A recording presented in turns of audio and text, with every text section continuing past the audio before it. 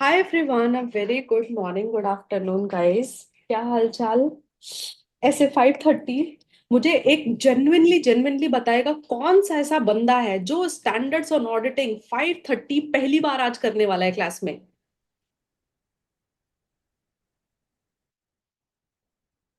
Many of you. मतलब शिद्दत से ऐसा मतलब नहीं कि पहले बार पढ़ा है अभी कुछ एक वर्ड भी याद नहीं है, ऐसा शिद्दत से कौन करने वाला है पहली बार? Stay very strong in your head today. क्यों मैं बोल रही हूँ? 5:30 के ना थोड़े वर्ड्स टेक्निकल है। इस इंटरेस्टिंग स्टैंडर्ड है, मुझे बहुत अच्छा लगता है क्योंकि इससे ना मेरा काम आसान होता है। ये स्टैंडर्ड ने प्रैक्टिकली मेरी लाइफ में मेरा काम आसान किया है। मैं सिंपल सी बात बताऊं क्यों? क्योंकि ना जब अब मैं नई नई सीए फर्म पे ज्वाइन हुई थी, ठीक है। And I come from a very small town, मतलब इन मध्य प्रदेश, वहां से मैं आती हूँ और मेरा ना पुणे में आर्टिकलशिप था। ठीक है, और मैंने आर्टिकलशिप ज्वाइन किया।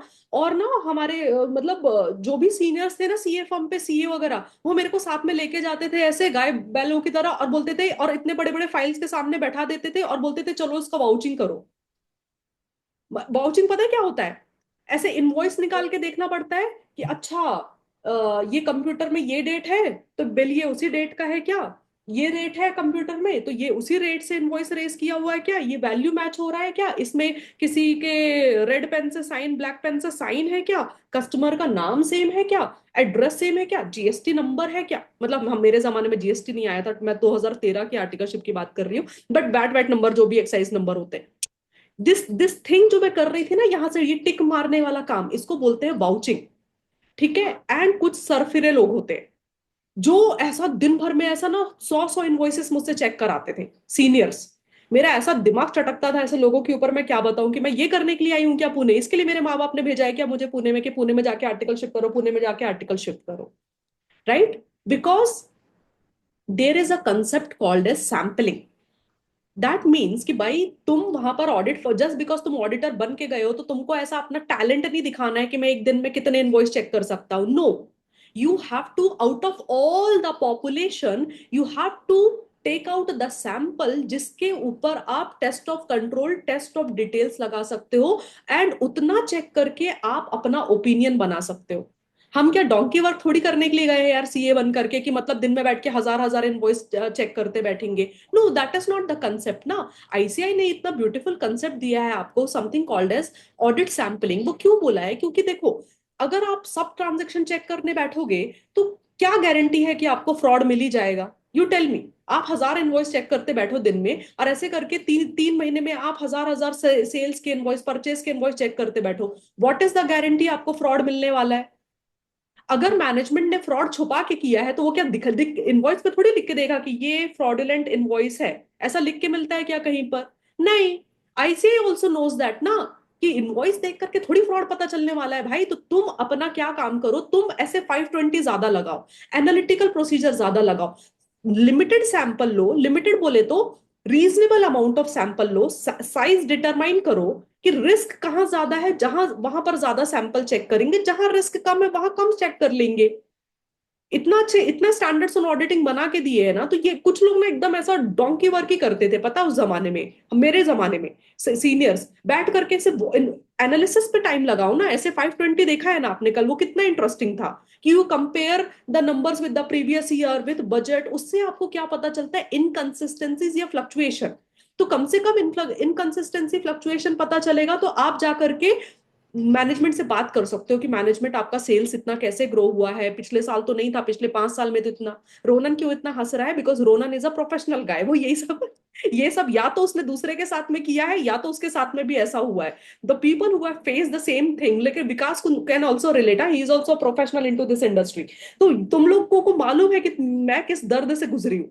लेकिन देन विद इन 2 मंथ्स मैंने ऐसा गेम चेंज किया था ना, क्योंकि पहले मुझे इंग्लिश इंग्लिश कुछ नहीं आता था, ठीक है। और मैं सीए फर्म्स में गई तो यस सर, ओके सर, मैं कर दूंगी, ऐसा चलता था मेरा।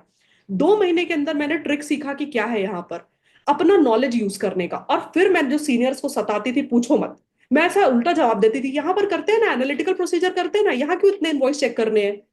फिर वो कंप्लेन करने लगे पार्टनर्स के पास में जाके कि देखो मधु हमारी बात नहीं मानती है, ये वो करके। My partners were genius people, दे वर एक्सपीडब्ल्यूसी। पीडब्ल्यूसी में 10 10 साल काम करके छोड़ करके फिर उन्होंने अपना सीए फर्म चालू किया था, ठीक है, पुणे में। तो देवर लाइक हाँ she is right only, no analyst analytical procedure लगाने दो ना, क्यों जबरदस्ती इतना इतना वाउचिंग करवाना है? जितना रीजनेबल है उतना करो ना, जितना रिस्क दिख रहा है उतना करो, उसको क्यों ऐसा गधा मजदूरी करवा रहे हो? मतलब मेरे सामने ऐसा बोला, हो सकता है पीछे से जाके बोला होगा कि ठीक है संभाल के ले लो, बिकॉज उनको मालूम था कि मैं बहुत स्ट्रांग हेडेड है। उनको 2 महीने में समझ में आ गया था। देन फिर वो मेरे को अपने ऑडिट में अकेले भेजते थे। And I was so lucky from the first year of articleship कि मैं 6 महीने के अंदर अपना क्लाइंट अकेले हैंडल करना सीख गई थी। मतलब मुझे ट्रेन होना पड़ा, हमारे टाइम पे 3 साल का आर्टिकलशिप होता था ना, तो 3 साल में उन्होंने मुझे ट्रेन किया, मेरे बॉस ने। लेकिन at least they gave me that opportunity from the first year itself. वरना पता है क्या होता है, ऐसे कुछ कुछ आर्टिकल्स रहते हैं जो सेकंड ईयर तक से बाउंचिंग का ही काम कर रहे हैं, हार्डली थोड़ा बहुत टैक्स वैक्स का काम करते नहीं, तो यही कर रहे हैं, टिक्का ही मार रहे हैं जाके, बैंक बैंक ऑडिट में गए टिक लगा रहे हैं, ये वाउचर मैच कर रहा है हेलो। क्या, इसका बैंक का रिसिट है क्या, पासबुक में एंट्री है क्या? कहाँ से? जरा सी ले रहे हैं बस। हाँ, सॉरी। जरा सी ले रहे हैं बस, जरा सी ले रहे हैं। हाँ हाँ, हाँ। सारे जेरॉक्स ले पे। रहे, एग्जैक्टली स्टेशनरी वाले मतलब काम करते हैं वो लोग। लंच कब होगा ये भी पूछते हैं एग्जैक्टली। कि कहाँ पे लेके जाएंगे खाना। आउट ऑफ पॉकेट एक्सपेंसेस, तो दीज आर द प्रैक्टिकल भैया डिफिकल्टीज इसमें रख दो। में फेस करना पड़ता है। कौन बच्चा चिल्ला रहा है इसमें। पीछे से? आयशा। आयशा का माइक अनम्यूटेड। आयशा झगड़े कर रही है घर पे।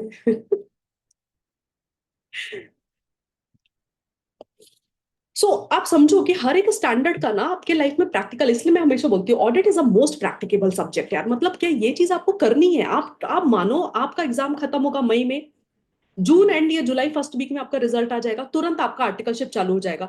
ये जो चीजें आप पढ़ रहे हो ये आपको प्रैक्टिकली करनी है, स्मार्टली पढ़ो ताकि आप इन चीजों को अप्लाई कर सको। जब आपको कोई ज्ञान देके जाओ इतना इनवॉइस चेक करके आओ, तो सीधे बोलना ना ये कैसे डिसाइड किया कि इतना इनवॉइस चेक करना है, what is your analysis into this, कितना रिस्क है, मुझे बताओ कि रिस्क कैसे आइडेंटिफाई किया है आपने। तो पहले ये पढ़ो कि 520 में क्या है, तब जाकर के आप उनको काउंटर कर पाओगे जब आपको सीनियर हरास करेंगे सीए फर्म्स में, ठीक है? और करते हैं, मैं तो सामने ओपनली बोल रही हूँ, सीनियर्स बहुत हरास करते हैं। एक तो उनका सीए फाइनल नहीं निकलता है, ठीक है, आर्टिकलशिप कंप्लीट हो गई है, सीए फाइनल निकल नहीं रहा है, सीए का डिग्री नहीं बना है, लेकिन सीनियर तो है ना, तो वो क्या करते हैं, जो उनके बॉसेस ने उनके साथ में किया ना, वो हमको टॉर्चर करते हैं वैसे। तो become smart in this case. हाँ, मतलब ऐसा एक्सेप्ट नहीं करके लेने का, तुम तो सीधे बोल देने का, नहीं नहीं पहले मुझे बताओ कितना रिस्क किस चीज का है यहाँ पर, what is the assessed risk of material miss statement. फिर उनको लगेगा कि तुम लोग स्टैंडर्ड पढ़ के आए हो। मैं कैसे रिबेलियस बना रही हूँ ना तुम लोगों को, लेकिन प्लीज बनना, नहीं तो वो सीए फॉर्म वाले बहुत परेशान करते हैं। चलो इसी बात पे ऐसे 5:30 चालू करते हैं, audit sampling.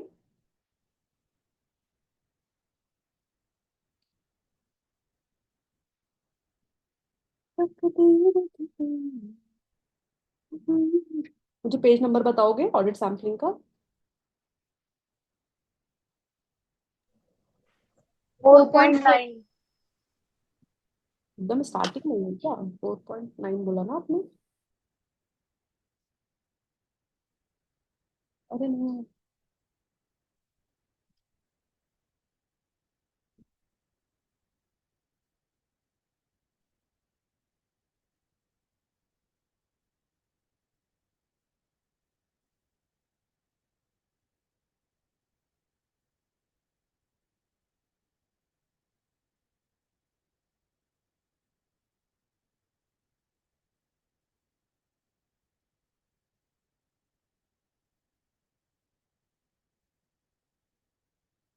Let's start with the basics.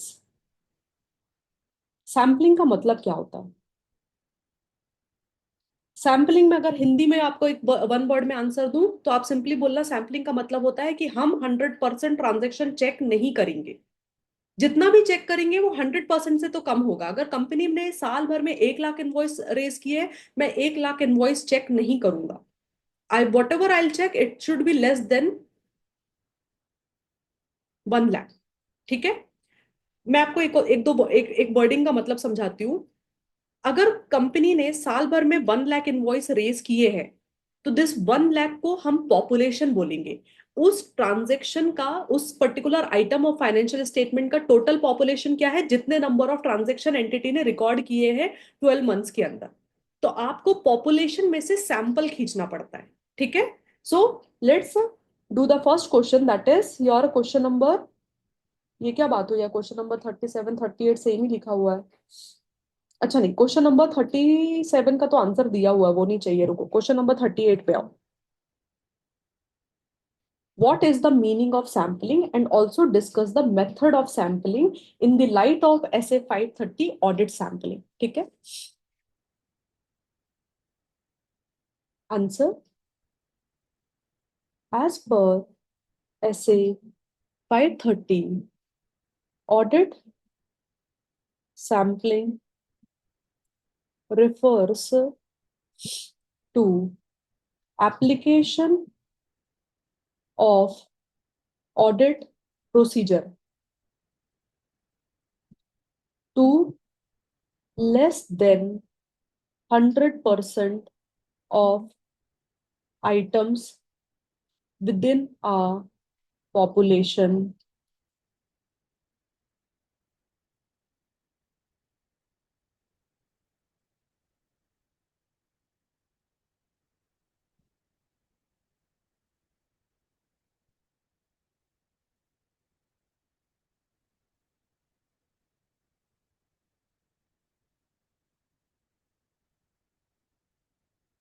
The objective of the auditor when using less than 100% को बॉक्स में करना है ना.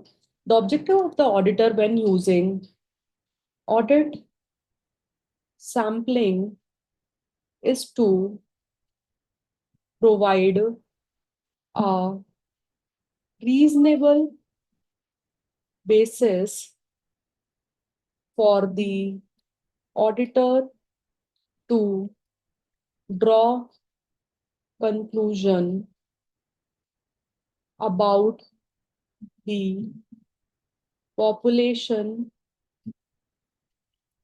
from which sample is selected.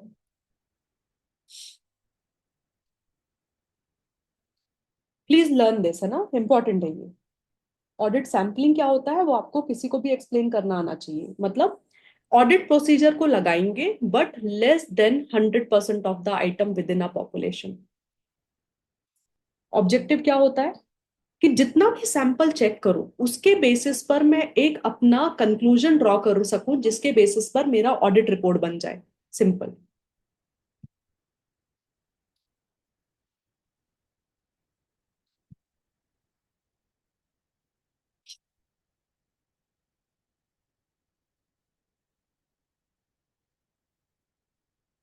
Done.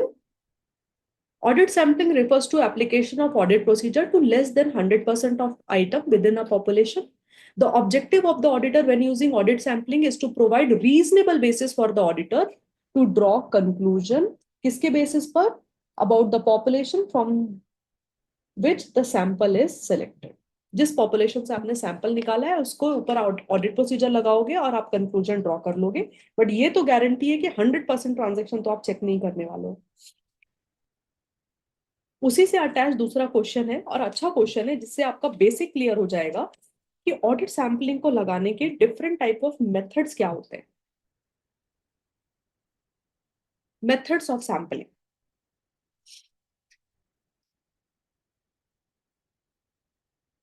Done. आगे बढ़ेंगे गाइस. Yes, ma'am. परफेक्ट.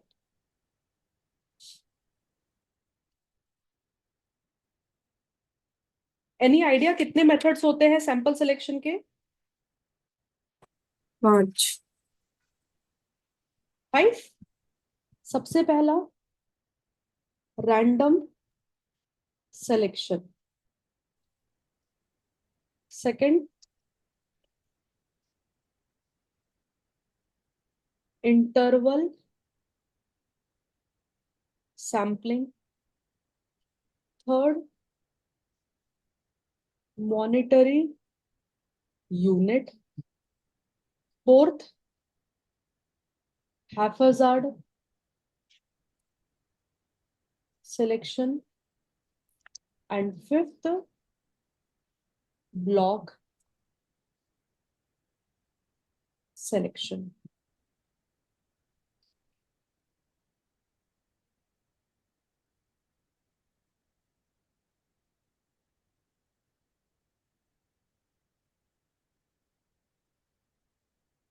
ठीक है। नाउ मैं आपके दिमाग में अभी से क्लैरिटी ला देती हूँ। आपको दो तरह के क्वेश्चंस आ सकते हैं सैम्पलिंग के ऊपर, ये जो ऐसे पॉइंट वाइज जो आपको लिखना है ना मेथड ऑफ सैम्पलिंग का।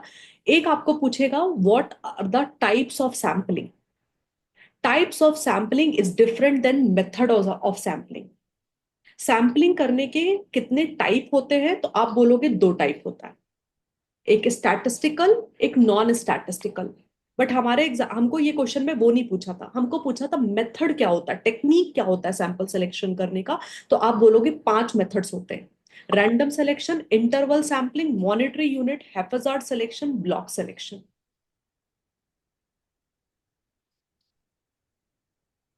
ठीक है।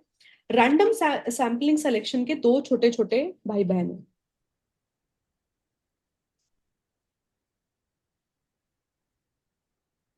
एक होता है सिंपल और एक होता है स्ट्रैटिफाइड।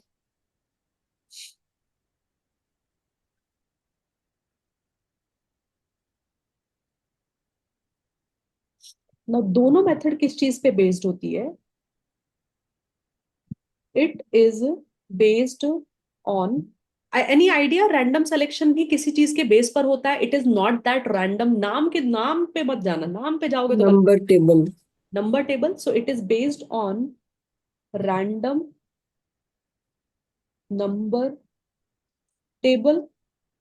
क्या खासियत होती है इस सैम्पलिंग मेथड की कि जब आप रैंडम नंबर टेबल के बेसिस पे करते हो,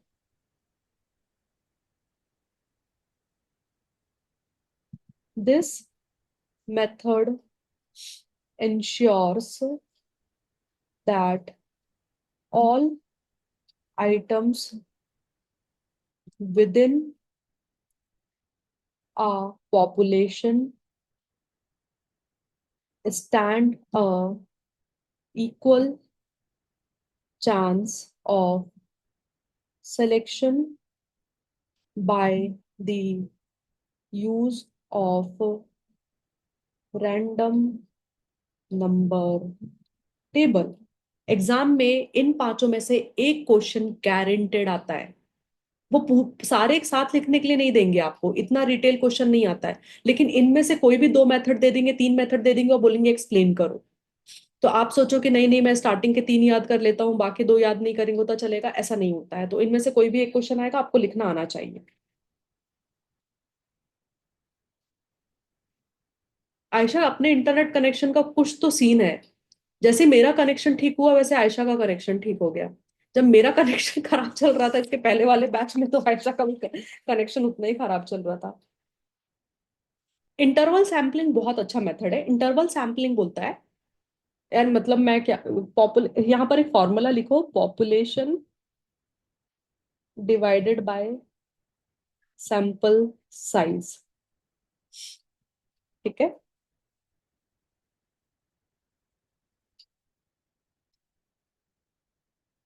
इसके अंदर क्या होता है, द नंबर ऑफ यूनिट्स, जिसको आपने ट्रांजेक्शन बोलने हैं, जिसको हम ट्रांजेक्शन बोलते हैं उसको यहाँ पर लोग यूनिट बोल रहे हैं। द नंबर ऑफ यूनिट और transaction in the population is divided by the sample size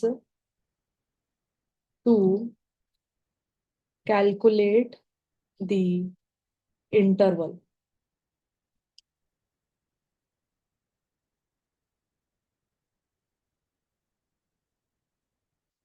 जिसमें क्या होता है कि पहला जो यूनिट है सैंपल के लिए वो अपन हैफाजार्डली सेलेक्ट करेंगे। ठीक है। Starting point may be determined haphazardly, but rest of the sample is selected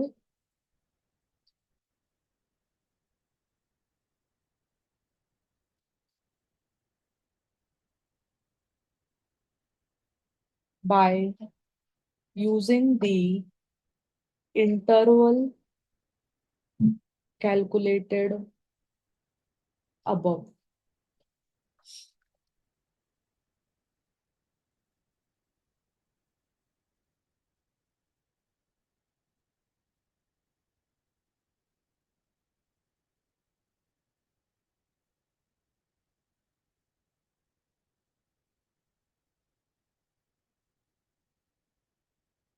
ठीक है, अब मैं आपको इसका ना एक एग्जांपल देती हूँ। जैसे कि आपको पता चले कि total purchase invoices raised during the year is 50,000। ठीक है, तो आपने बोला यार मैं 50,000 ट्रांजेक्शन चेक नहीं करेगा, मेरा सैंपल साइज मुझे चेक करना है ओनली 300। तो आप क्या करो, 50,000 क्या हो गया आपका, what is 50,000 over here is 50,000 क्या होंगे अपने, क्या बोलोगे और Population. Population. पॉपुलेशन। पॉपुलेशन को ऊपर रखो, सैंपल साइज को क्या करना है, डिवाइड करना। 500 डिवाइडेड बाय 3 कितना हुआ, 500. 500 डिवाइडेड बाय 3 166.7 167 167 ले लेंगे। 167 अपना इंटरवल हो गया।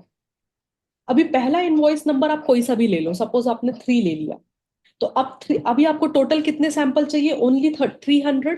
तो एक काम करो, 3 में 167 प्लस कर दो तो कितना होगा, 170।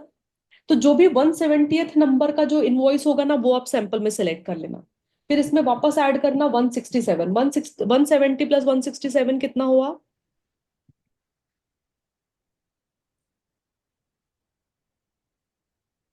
337 337। 337th नंबर का जो इनवॉइस होगा ना, वो आप सैंपल में ले लो। इसमें वापस 167 ऐड करो, कितना आया,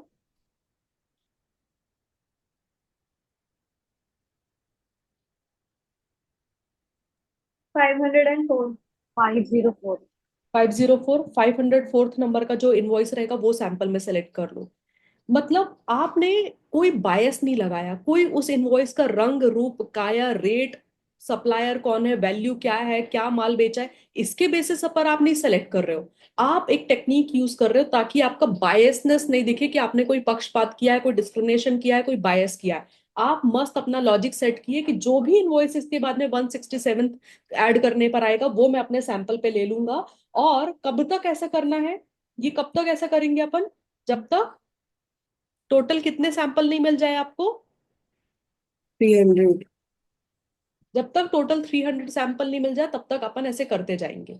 तो 50,000 में से तो 300 आ ही जाएंगे, क्योंकि अपन को ये नंबर बस ऐड करते जाना है, और जब मिल जाएंगे 300 रुक जाना। और फिर वो 300 इनवॉइसेस ले लेना और उसको मस्ट चेक करो, उसके ऊपर टीओसी लगाओ, टीओडी लगाओ। ठीक है, मैम ये जो 300 आप बोल रही है, ये तो 337 और 504 तो आ ही चुका है, यही है। हाँ मतलब ये जो इनवॉइस नंबर है, पहला इनवॉइस नंबर, थर्ड नंबर पे जो भी इनवॉइस होगा ना परचेज का, वो ले लेना। फिर उसके बाद जो भी मतलब क्या होते हैं, सारे इनवॉइस एक सीरियल पे जनरेट होते हैं 1 अप्रैल से लेके 31 मार्च तक। सो 1 अप्रैल से लेके 31 मार्च तक जितने भी परचेज इनवॉइस होंगे ना, उनको एक एक्सेल फाइल में डालना। सबसे पहला थर्ड नंबर का इनवॉइस, यू आर सेलेक्टेड, ऐसे बोलना और उसको अपने दूसरे फाइल में लेके चले जाना। फिर 170 नंबर का इनवॉइस होगा, उसको आप बोलना यू आर सेलेक्टेड। ऐसा लग रहा है यूपीएससी का सिलेक्शन चालू है, ठीक है। फिर 337 नंबर का जो इनवॉइस आएगा, आप बोलना you are selected for TOC TOD. उसके बाद में 504 का जो आएगा इनवॉइस, उसको बोलना यू आर सेलेक्टेड। एंड ऐसे करते करते टोटल 300 इनवॉइसेस लेना और उसके ऊपर आप अपना ऑडिट प्रोसीजर परफॉर्म करना। अग्रीड।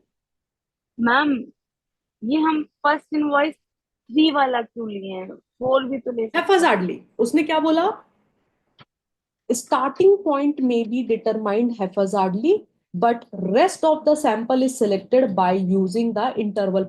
तो स्टार्टिंग वाला कुछ तो चाहिए ना अपने को, तो अपन क्या करेंगे, फर्स्ट वाला 1 से 6, अपना इंटरवल क्या आया था 167। सो 0 से लेके 167 के बीच में कोई सा भी डिसाइड कर लो आप। फिर उसके बाद में फिर आप 167 167 ऐड करते जाना। ठीक है। Yes ma'am.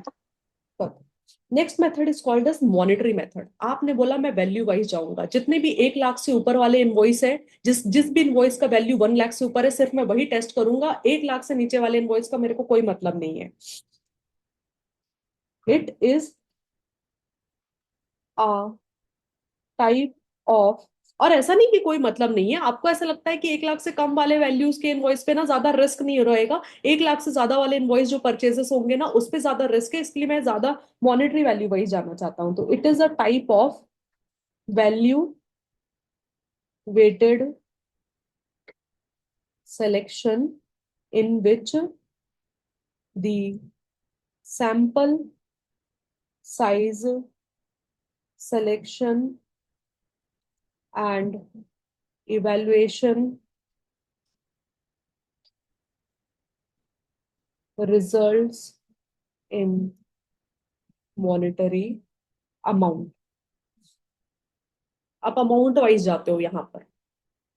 फिर एक आता है आपका एकदम बढ़िया method, using no brainer, हैफाजार्ड।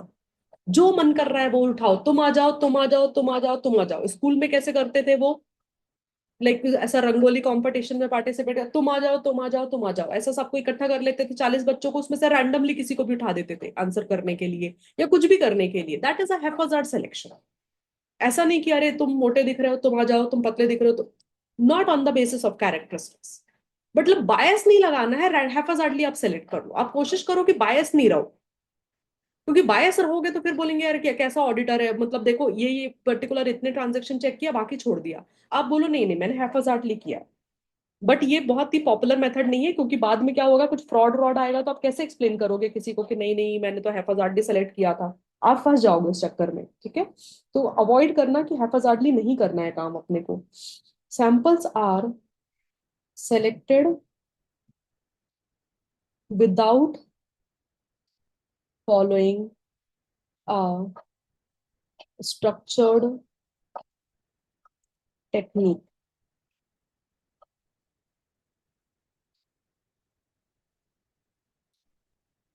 It is not appropriate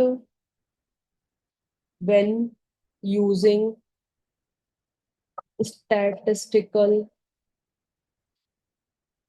sampling।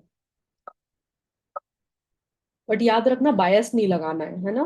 तो auditor would nonetheless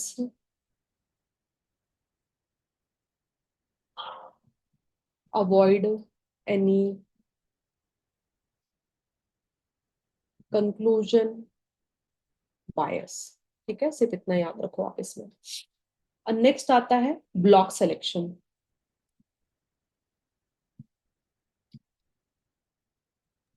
auditor would के बाद क्या है लास्ट? nonetheless nonetheless स्पेलिंग बोल दी। NONETHELESS।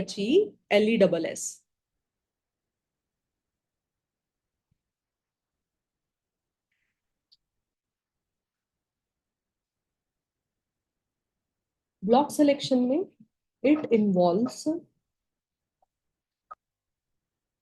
selection of blocks of contiguous items from within the population।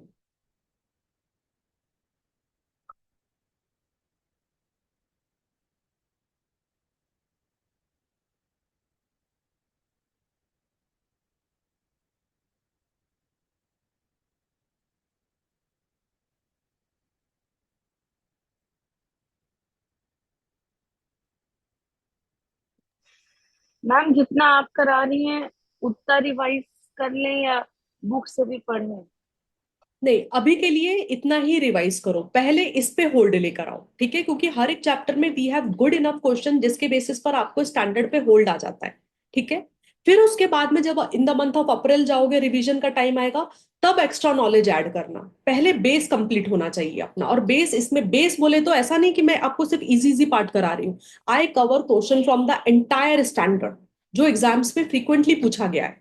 और आपने देखा होगा मेरे पास हर तरह के क्वेश्चन है, ऐसे स्टडी मैट के भी क्वेश्चन है, MTP RTP exam question previous year मैं कवर कर लेती हूँ। जब एक बार हमारा ब्रेन का भी कैपेसिटी है ना, एक बार में आप कितना रट सकते हो या कितना याद कर सकते हो, पहले इतना याद करो। फिर अप्रैल आएगा, जब मार्च में खत्म हो गया तब एक सिलेक्शन ऑफ नॉलेज आपके पास में आ गया। In the month of April you go and add extra knowledge if the time permits, नहीं तो this much is also more than enough for you to clear with 60 marks आराम से। इतना I am ensuring. और अभी तो आप देखो, जब जैसे ही अपन चैप्टर 7 और 8 तक जाएंगे तब आपका और गेम क्लियर हो जाएगा। ठीक है, मैम बोलो ना। मैम जैसे कोई स्टैंडर्ड है, अब उसमें से जैसे इस क्वेश्चन में लिमिटेड ही क्वेश्चन है उस टॉपिक में से, तो हम जैसे वो क्वेश्चन कर लिया, फिर जैसे मान लो एक स्टैंडर्ड बहुत बड़ा है, उसमें से क्वेश्चन आपने जो दे रखे हैं हम वो रीड कर ले, फिर एक्स्ट्रा भी उसको रीड करे।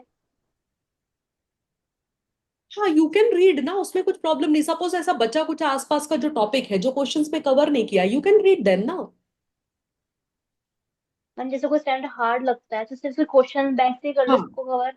जो स्टैंडर्ड हार्ड लगते हैं उसके लिए पूरा स्टैंडर्ड नहीं पढ़ना है, क्योंकि इफ योर माइंड पर already perceive something as hard, फिर आप उसमें और हार्ड चीज पुट करते जाओ कि नहीं यार मुझे तो याद करना, मुझे तो you are not remembering anything, you are not going to remember anything, trust me on that.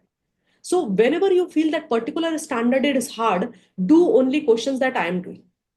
But if you feel कि नहीं, जैसे 505 501 है, 550 है, 510 आपको इंटरेस्टिंग लगे कि यार ये बढ़िया नॉलेज दे रहे हैं, then go for the whole of standard. Okay ma'am. Ma'am जैसे अभी तक तो लास्ट का मिस हो गया, लेकिन अगर आज से आपको रिकॉर्डिंग भेजे, जितना आप पढ़ा रही बस उतना ही का भेजना है ना? हाँ हाँ, एवरी डेली शेड्यूल फॉलो करना है, पुराना कुछ नहीं। Be in the present moment, आज क्या चल रहा है वो, क्योंकि जैसे पुराना सोचोगे कि यार अभी तक पुराना ही नहीं भेजे, पुराना रिकॉर्डिंग नहीं किया, तो टेंशन आएगा आपको। I don't want any of you to feel like that.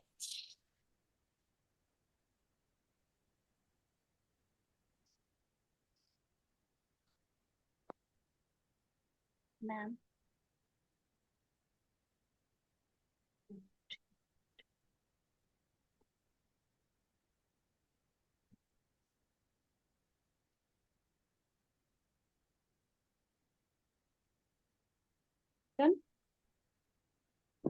Ma'am बोलो एक्सक्यूज ना। Me ma'am. Ma'am monetary unit एक बार बता दो ना, जो मॉनिटरी जिसका यूनिट ज्यादा। ना ऐसे ऐसे करो, उसमें यहाँ पर लिखो example, yes ma'am. all invoices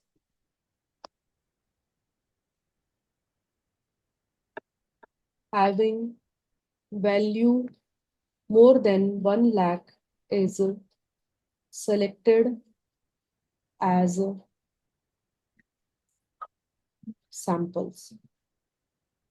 अच्छा, ब्लॉक सिलेक्शन भी मैंने एक्सप्लेन नहीं किया ना, अभी इस पे आओ। ब्लॉक सिलेक्शन में एक there is a term called as contiguous items. इसका सबसे बढ़िया एग्जांपल क्या दिया था देती हूँ मैं क्लास में, कि इंडिया में प्रोडक्ट बेस्ड कंपनी में ना क्या होता है, जैसे वॉशिंग मशीन है, इलेक्ट्रॉनिक गुड्स की कंपनी है, तो अचानक से जैसे ना सितंबर, अक्टूबर, नवंबर, दिसंबर का सेल्स आता है, तो आप देखोगे ना वो कंपनी बहुत ज्यादा डिस्काउंट ऑफर वगैरह चालू करती है, because they are it is a festival of Eid भी उसी टाइम पर आता है, क्रिसमस भी उसी टाइम पर आता है, दिवाली भी उसी टाइम पे, दशहरा भी उसी टाइम पे, तो इट इज अ फेस्टिवल का टाइम होता है इंडिया में, right. For every like community point of view से देखोगे तो सब लोगों को रहता है कि यार गोल्ड में इन्वेस्ट करे, गुड्स में इन्वेस्ट करे, ये करे वो करे, घर के लिए सामान ले ले। तो आपने सोचा कि यार देखो, कंपनी सबसे ज्यादा सेल्स तो अपना इसी पीरियड पे उठाती है, और इसी पीरियड पे सबसे ज्यादा डिस्काउंट वाली भी सेल्स होती है, दुनिया भर के ऑफर। तो एक काम करती हूँ मैं, सिर्फ सितंबर, अक्टूबर, नवंबर, दिसंबर के इनवॉइस सेलेक्ट कर लेती हूँ, क्योंकि ये कंटीजियस आइटम है, एक जैसे कैरेक्टरिस्टिक्स वाली सोइल सेल्स है इस पर्टिकुलर पीरियड में हो रही है। तो आप ये वाले पीरियड पे ही फोकस करते हो सैंपल सिलेक्शन से, अप्रैल से लेकर के अगस्त तक के सेल्स नहीं चेक करते हो, जनवरी फरवरी मार्च भी छोड़ देते हो आप। बट इससे प्रॉब्लम होता है। प्रॉब्लम क्या है, व्हाट इफ अप्रैल से लेकर के अगस्त तक में आपको मिस स्टेटमेंट हुए, तो वो आप पकड़ ही नहीं पाओगे, क्योंकि आपका तो सैंपल सिर्फ 4 महीने का है। So this is not a recommended method at all, आप ऐसे मत करना। ठीक है, सिर्फ ध्यान लो कि it is a way of selecting the method, but क्या होता है ना कि अप्रैल की सेल्स इस सेल्स से मैच होगी वो कैरेक्टरिस्टिक्स, उसका कोई गारंटी नहीं है। तो आप क्यों ये बायस लगा रहे हो कि नहीं नहीं मैं सितंबर अक्टूबर नवंबर दिसंबर ही चेक करूंगा? ब्लॉक वाइज नहीं करने का कभी भी।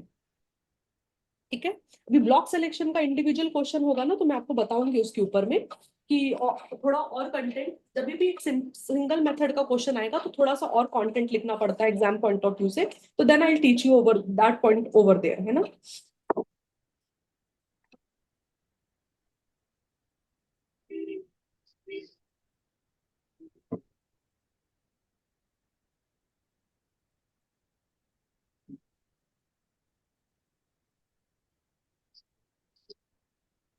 इसके बाद ना मुझे आपको एक इंटरेस्टिंग क्वेश्चन कराना था, सैम्पलिंग रिस्क का, मतलब वो बेस है एक्चुअली, बट कहाँ पर है वो question sampling risk?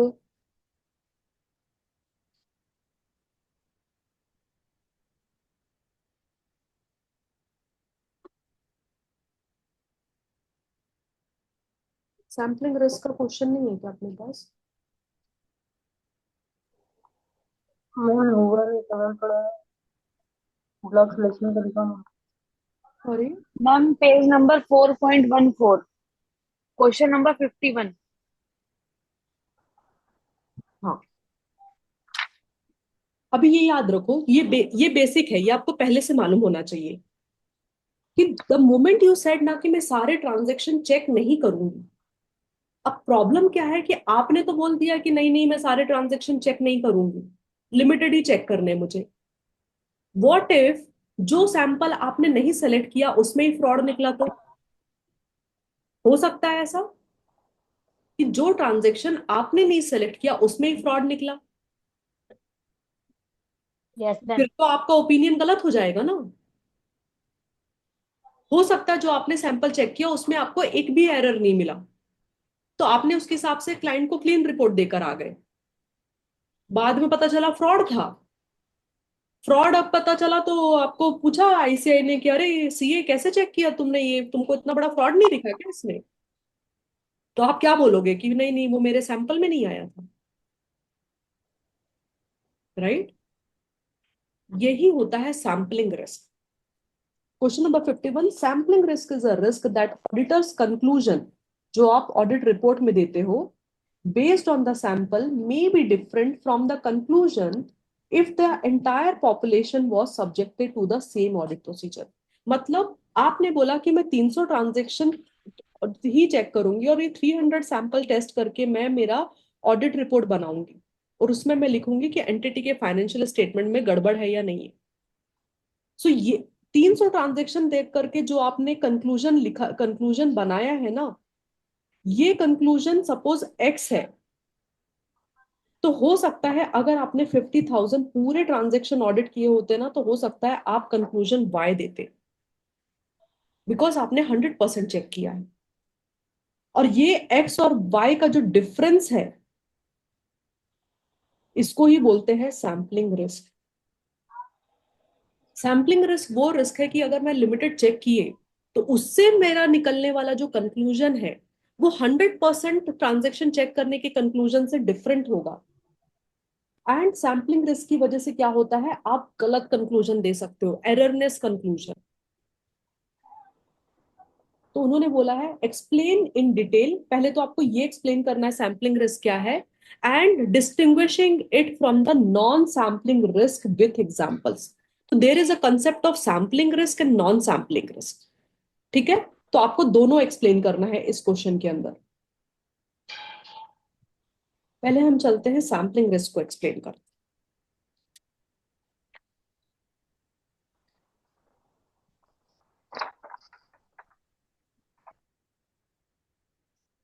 As per ऐसे 530 audit sampling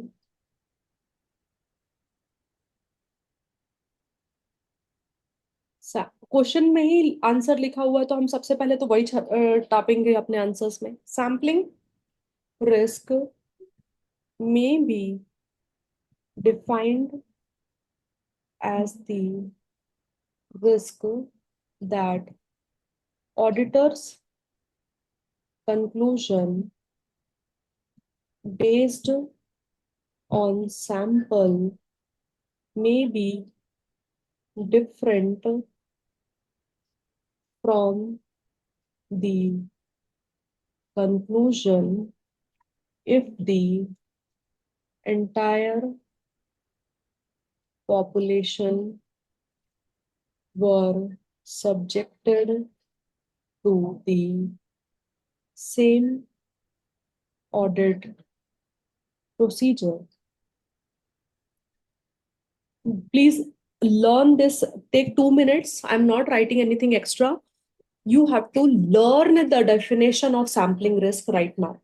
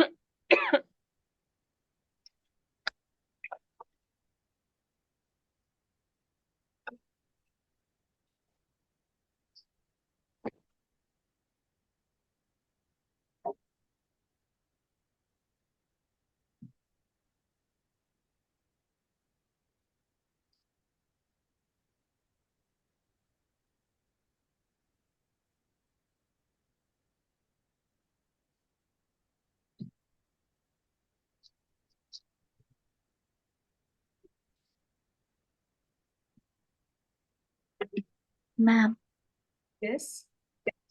ma'am auditor conclusion based on sample में भी डिफरेंट है ना? सैंपल है ना वो ma'am? Second line Based on sample. हाँ. Okay.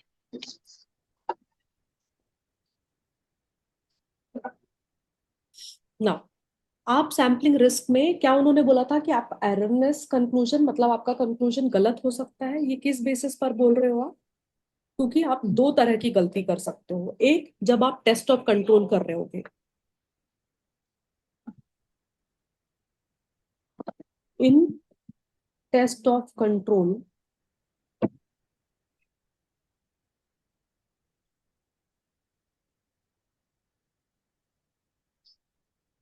auditor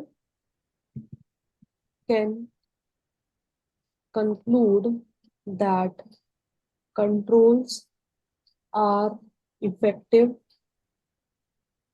even when they are not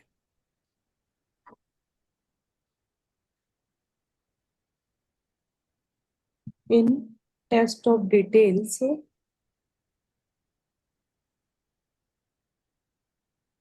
material misstatement exist even when they are material misstatement does not exist even when they are.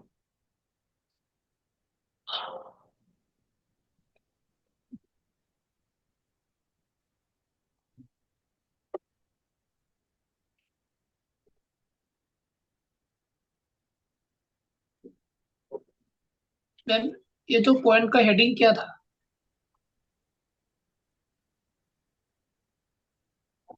हाँ ये वाला। This किसका? This is the there are two type of erroneous conclusion. This is the heading itself. जिसमें से पहला आपका point है test of test नहीं ऑफ आया। सॉरी हाँ आपने क्या लिखा है वो समझ नहीं आया, एक बार रीड कीजिए। Sampling risk can lead to two types of erroneous conclusion. पहला okay ma'am. Test of control, दूसरा in test of details, TOC और in TOD.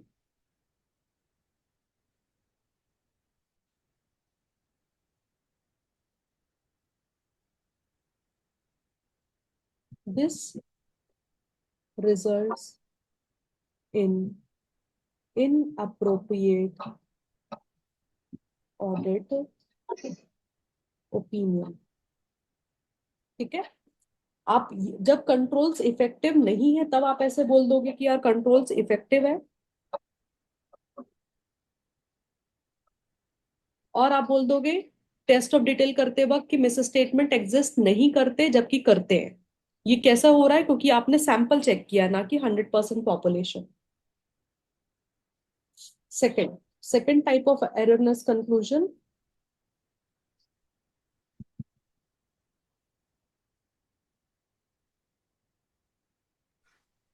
in case of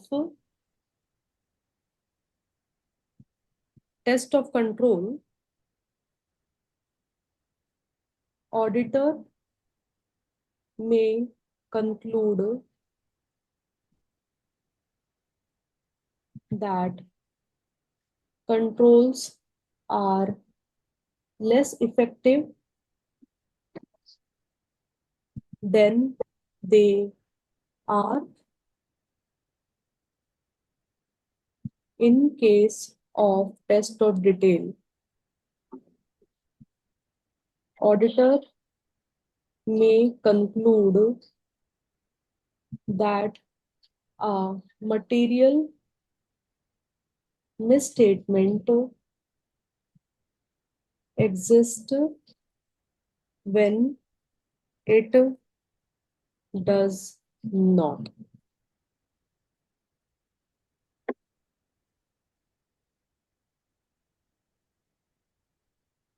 This would lead to extra work for the auditor.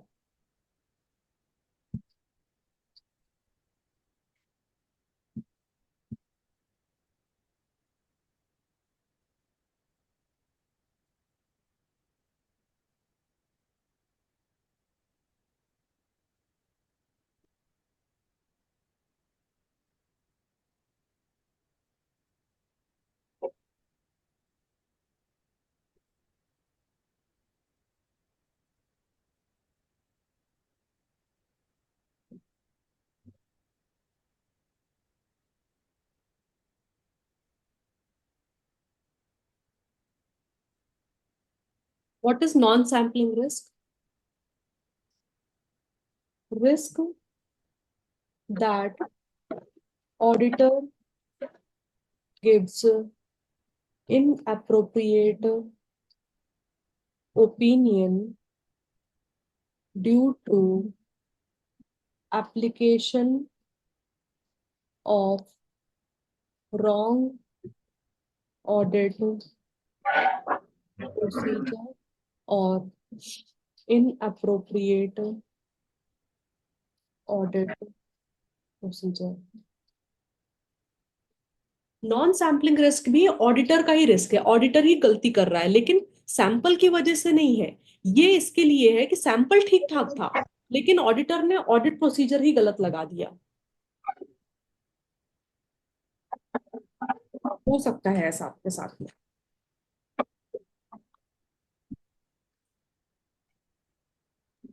Ma'am इसका एक बार point number 1 एक second के लिए दिखाइए हाँ, प्लीज। एक बार ये कंप्लीट कर लो सब लोग, फिर उसके बाद पॉइंट 1 पे वापस जाते हैं। मुझे लगा था आप लोगों का छूट गया होगा वो वाला।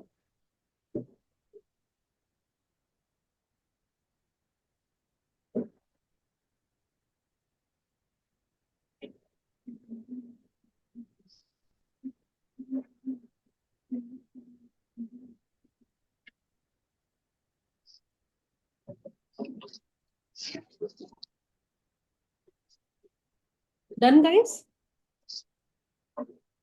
Yes ma'am. I go to the first part again, एक बार आप ये कंप्लीट कर लो नोट्स इसके।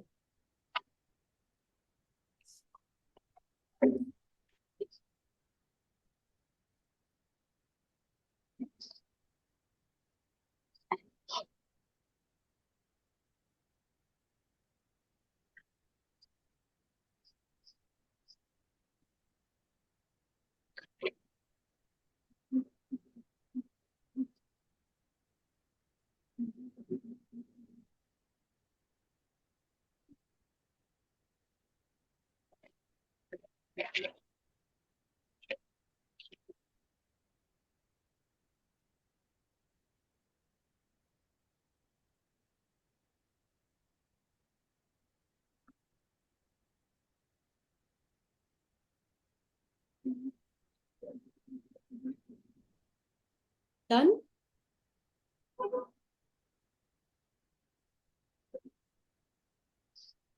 Chapter 4 has nearly 100 questions. At least question bank में जितने क्वेश्चंस हैं अपने, हमने कितने सॉल्व किए that I have not counted so far, but it's a good coverage of questions.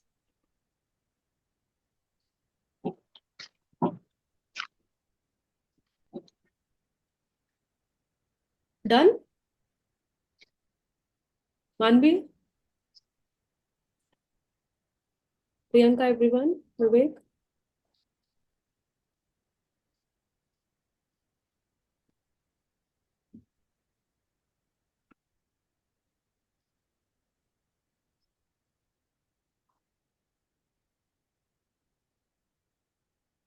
चलो, अब coming back to this question.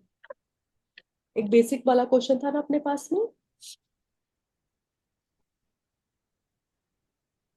With reference to standards on auditing, state the requirement relating to audit sampling, sample design, sample size, and selection of items for testing. ठीक है, जिसमें से audit sampling का तो meaning आपने पहले लिखा हुआ है, सो वो हम वापस लिखेंगे नहीं। एज पर ऐसे 530 ऑडिट सैम्पलिंग, ठीक है, I am leaving two lines यहाँ पर, क्योंकि वो आपने ऑलरेडी लिखा हुआ है, आप वो लिखोगे अपने अपने रिकॉल करके, बिकॉज आपको याद होना चाहिए वो। ठीक है, my what I'll teach you over here is requirement of sample design, sample size, and selection of items. ठीक है, it's a process. Audit sampling एक खुद में एक प्रोसेस है जहां पर आपको सैंपल को डिजाइन करना पड़ता है, सैंपल का साइज सेलेक्ट करना पड़ता है, एंड फिर सिलेक्शन करना पड़ता है। सो पहला आता है सैंपल डिजाइन। जब भी आप ये डिजाइन कर रहे हो कि आपका सैंपल क्या होगा, सबसे पहला ध्यान रखो कि ऑडिट का पर्पस क्या है। आप क्या क्या ड्रॉ करना चाहते हो सैंपल से, what is that you want to test, क्योंकि उसके हिसाब से आप ऑडिट प्रोसीजर्स लगाओगे। तो सबसे पहले डिजाइन में ध्यान रखो व्हेन, मैम यस, 2 मिनट में मैं आ रही हूँ, एक्चुअली ऑर्डर आ गया है। सॉरी. मैम मेरा डिलीवरी आ गया, मैं 2 मिनट में आ रही हूँ और okay okay, sure sure. When designing an audit sample, the auditor shall consider the purpose of the audit procedure and characteristics of the population. Sample design करने के टाइम पे देखो कि जो पॉपुलेशन है उसकी कैरेक्टरिस्टिक्स क्या है और आपको कौन सा ऑडिट प्रोसीजर लगाना, उसका पर्पस क्या है. ये दो चीजों को ध्यान में रखना. देन आप सैंपल साइज डिटरमाइन करो. सैंपल साइज कितना होना चाहिए, मतलब मैं कैसे डिसाइड किया था कि 50,000 में से 300 ट्रांजेक्शन ही चेक करूंगी सैंपल वाइज या 500 ट्रांजेक्शन चेक करूंगी. तो आप उतना सैंपल सेलेक्ट करना ताकि आपका ऑडिट रिस्क कम से कम रहे. दी auditor shall design, sorry, not design, determine sample size sufficient to reduce sampling risk to an acceptably low level. ठीक है. Third, selection of item for testing.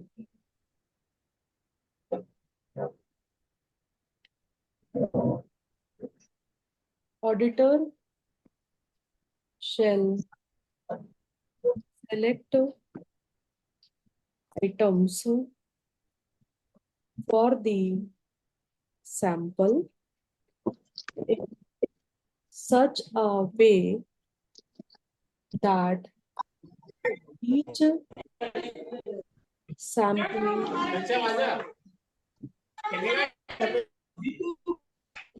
चालू हो गया.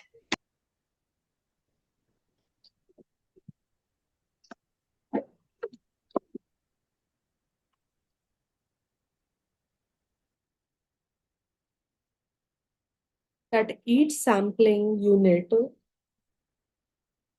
in the population has a equal chance of selection. जब भी आप selection करो तो इतना ध्यान रखो कि every transaction in that population should have the chance of being selected.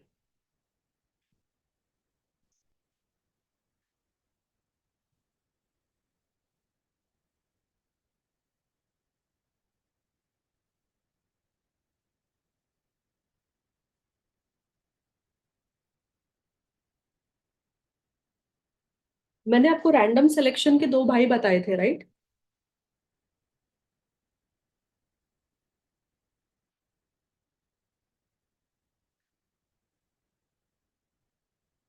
Remember Yes, ma'am. क्या था? What was the first one and second one? पहला तो रैंडम नंबर सैम्पलिंग था, second stratified sampling. Stratified sampling. ठीक है.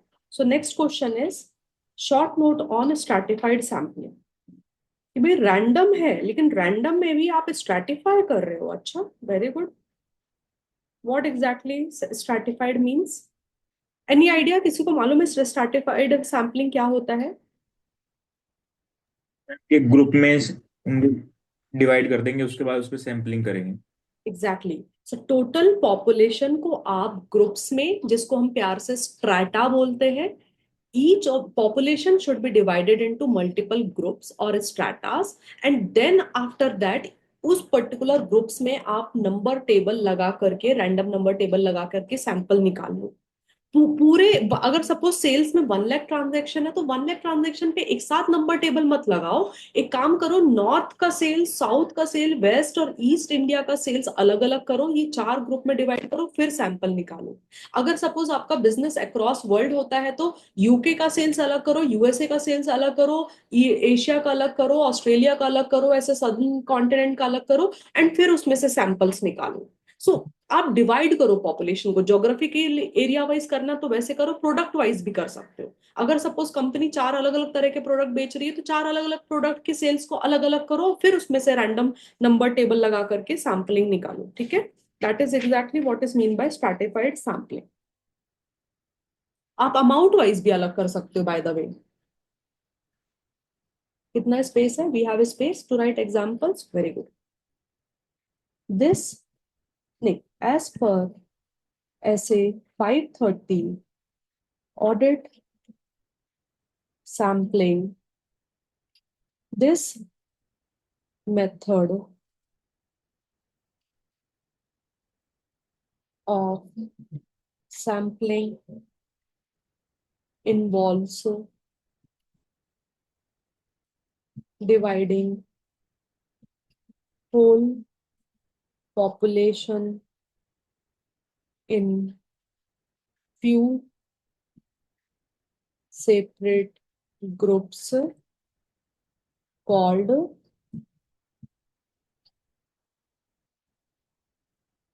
and taking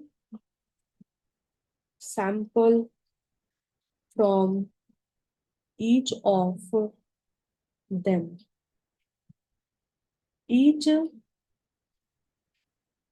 stratum is treated as if it was separate, it was a separate population.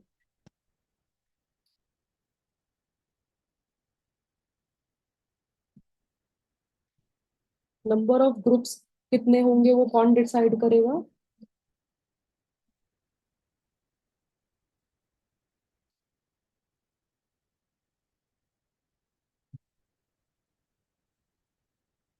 Boxes में क्या fill करना है बताओगे आप मुझे? Stratified sampling. Strata ma'am. Strata and second Judgment. Judgement. अरे smart population. So suppose there are 12 students in this class at this moment right now, तो you 12 are the population.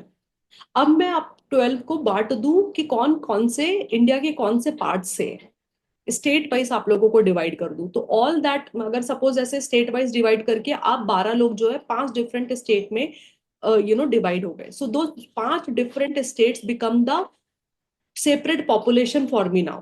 फिर उसमें से जाकर के मैं सैंपल सेलेक्ट करूं कि कौन कौन से बच्चे जो है वो नेक्स्ट टेस्ट देंगे। That is exactly what is strata means. ठीक है, डन हो जाएगा तो आप बताना, फिर मैं एग्जाम्पल लिखवाती हूँ आपको इसका।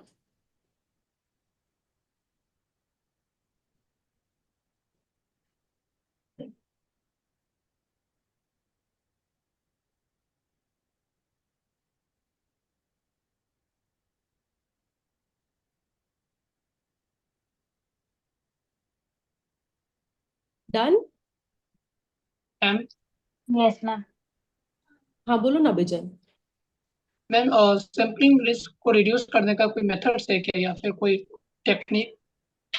यस, सैम्पलिंग रिस्क को सबसे पहले जब आपको करना है ना तो डेटा को स्ट्राटा में कन्वर्ट करो। कभी भी डायरेक्ट सैंपल नहीं निकालने का कि चलो 1 लाख ट्रांजेक्शन है एक साथ सैंपल निकालते, नहीं।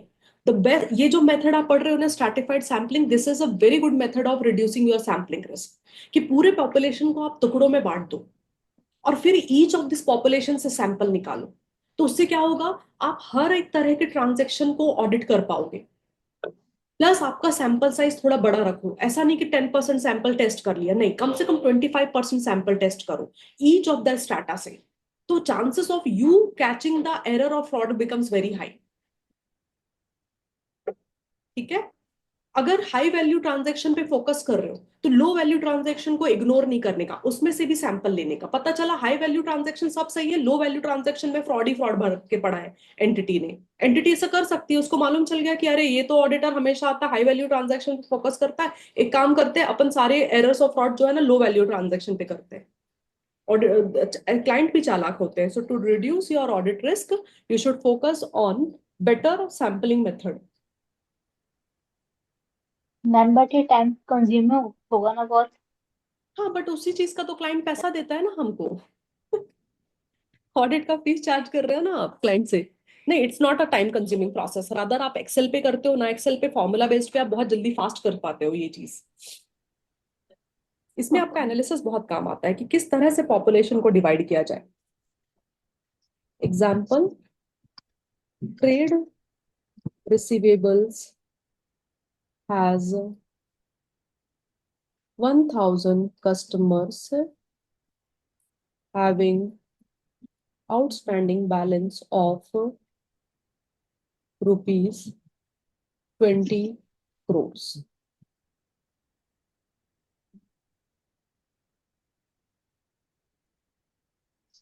So first strata,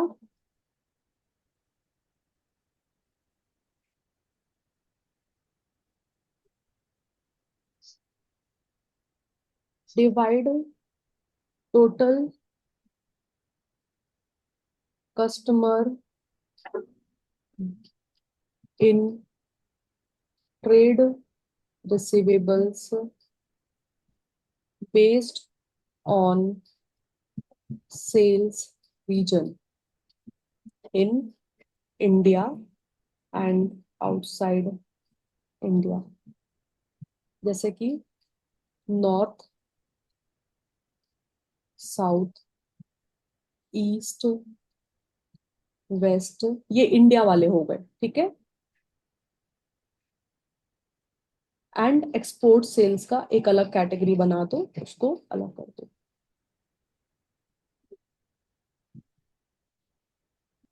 and then आप डिटरमाइन करो 25% नॉर्थ चेक करोगे, 25% सैंपल साउथ से निकालोगे, 25% सैंपल ईस्ट वाले सेल से निकालोगे, 25% वेस्ट वाले सेल से निकालोगे, और एक्सपोर्ट वाला में थोड़ा आपको रिस्क ज्यादा लग रहा है तो वहां पर 50% सैंपल टेस्ट करो। या फिर आपके पास सेकंड ऑप्शन है, ऐसे बहुत कर सकते हो आप, लेकिन मैं आपको ये दो बताती हूँ। Divide total receivables amount wise, outstanding balance less than 1 lakh, 1 lakh से 5 लाख,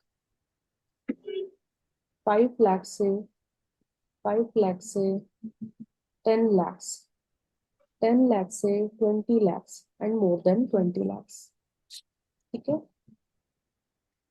पूरे अकाउंट रिसीवेबल को आप ऐसे डिटरमाइन कर लो एंड डिटरमाइन करो कि लेस देन 1 लाख वाला 10% चेक करूंगा, 1 लाख से 5 लाख बैलेंस वाले 15% चेक करूंगा, 20% 5 लाख से 10 लाख, कम से कम 30% 10 लाख से 15 लाख, ये 10 लाख से 20 लाख वाला, एंड मोर देन 20 लाख का मैं कम से कम 70% सेल्स ट्रांजेक्शन ऑडिट करने वाला हूँ। और फिर ईच ऑफ स्टार्टा से आप जितने यूनिट्स आ जाएंगे 70% आप वो रैंडम नंबर टेबल वगैरह लगा करके आप निकाल लो, उसमें से मिल जाएगा आपको।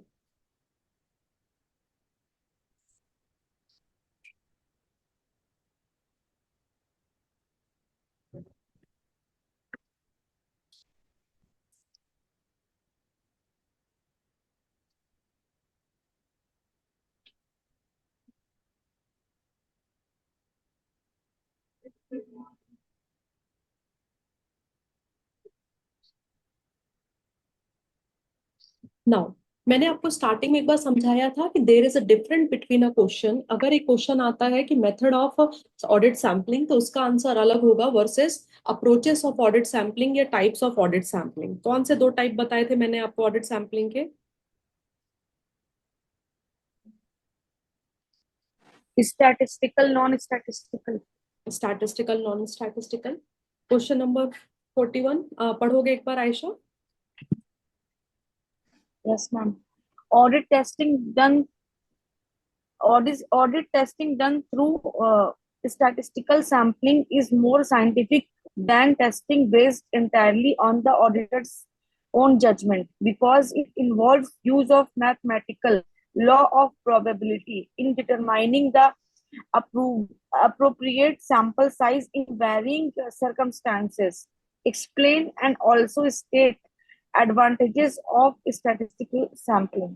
ठीक है। So statistical and non statistical sampling में उन्होंने बोला कि स्टैटिस्टिकल सैम्पलिंग के बारे में बताओ एंड क्यों स्टैटिस्टिकल सैम्पलिंग इंपॉर्टेंट होता है। क्योंकि देखो सिंपल है ना, आप अपना दिमाग लगाओगे, अपने जजमेंट के हिसाब से लगाओगे, आपका जजमेंट गलत हो गया तो पूरा का पूरा ओपिनियन गलत हो जाएगा और आप फंस जाओगे। इससे बेटर है ना कि कोई मैथमेटिकल यूज करो, लॉजिक यूज करो, ताकि आप एक्सप्लेन कर पाओ कि भैया देखो मैंने तो लॉ ऑफ प्रोबेबिलिटी यूज किया था, उसके हिसाब से ये सैंपल है, मैंने ऑडिट कर लिया। अभी वो अगर सपोज जो मेरे सैंपल में नहीं है अगर उसमें कुछ एरर मिलेगा तो यार मैं क्या करूँ ना, अभी मैं थोड़ी 100% ट्रांजेक्शन टेस्ट कर पाऊंगा, राइट? मैंने तो आई हैव, मेरे हिसाब से तो मैं तो बहुत लॉजिकल गया था, ठीक है। सो आप कैसे एक्सप्लेन करोगे इसको? एज पर ऐसे 530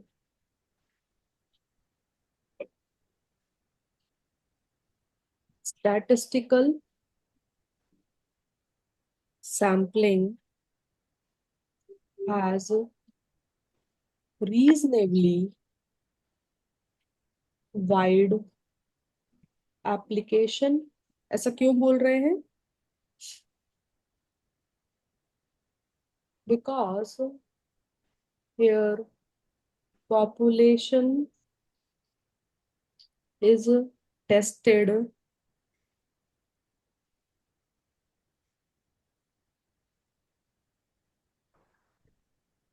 which consist of large number of transactions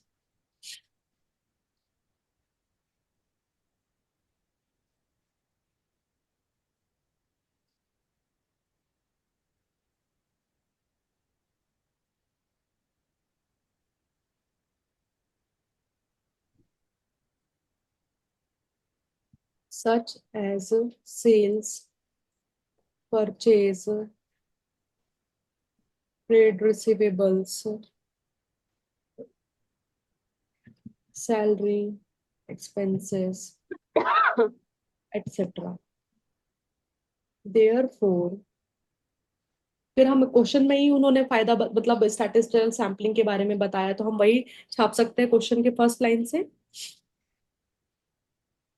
Audit testing, I'm using the same line, guys, focus here. Audit testing done through statistical sampling is more scientific than testing based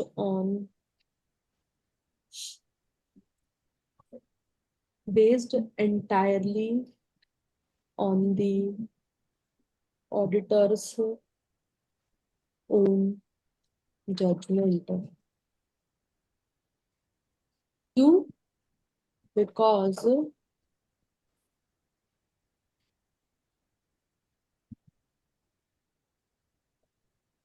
it involves mathematical law of probability। ठीक है, आपको question सिर्फ इतना नहीं था, ये आपको advantages भी बताने थे।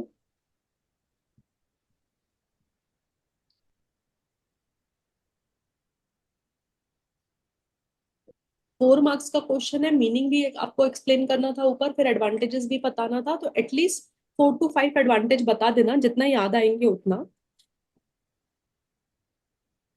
मिनिमम 4 एडवांटेज तो आप लिख करके आना ऐसे क्वेश्चन में, ठीक है।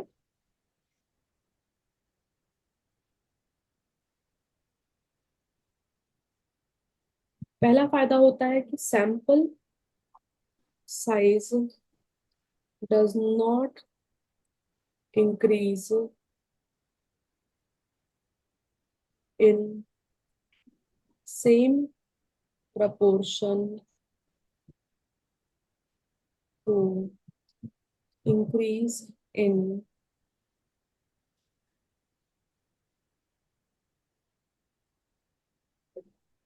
size of population.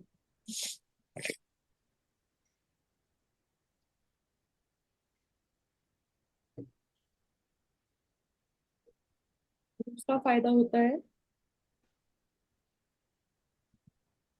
this approach is more objective, मतलब unbiased, and thereby more defensible. कल को जाके कोई फ्रॉड में निकला तो आप बोल दोगे ना कि भाई मैंने तो साइंटिफिक मेथड यूज किया है, मैं कोई ऐसा रैंडम बायस नहीं लगा रहा था मेरा कि कल तुम मुझे पकड़ रहे हो. And I can show you, I can prove it to you.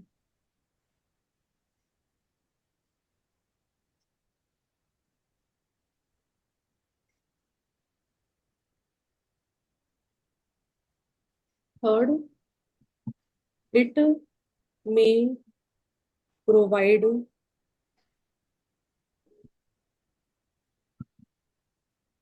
better description of large mass of data than a complete examination.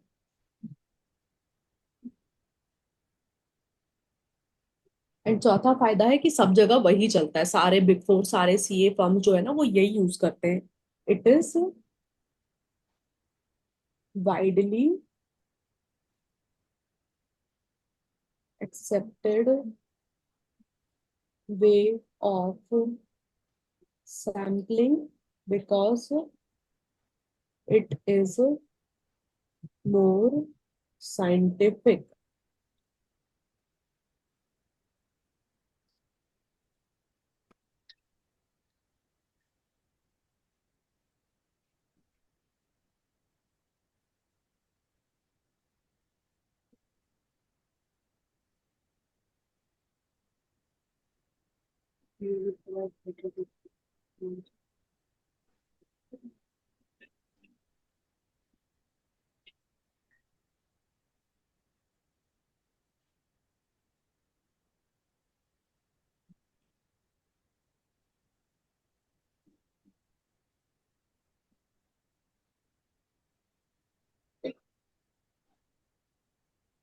Ma'am, because it is more Scientific.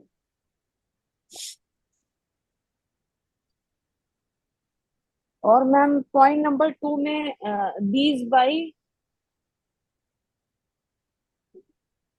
objective and these by defensible. more defensible. हाँ, मतलब जिसको आप defence कर सकते हो कि भाई देखो मैंने तो साइंटिफिक वे में यूज किया हुआ है, इसके लिए मैं गलत नहीं हूँ. आप डिफेंस कर सकते हो खुद को. अगर कुछ बाद में फंसे आप तो आप बोल सकते हो कि नहीं नहीं मैंने तो साइंटिफिक मेथड यूज किया, मेरा कोई गलती नहीं है. Okay. मैम थर्ड पॉइंट में कंप्लीट के आगे से लिखा है. Complete examination. Oh my god, how did I expect you to understand this.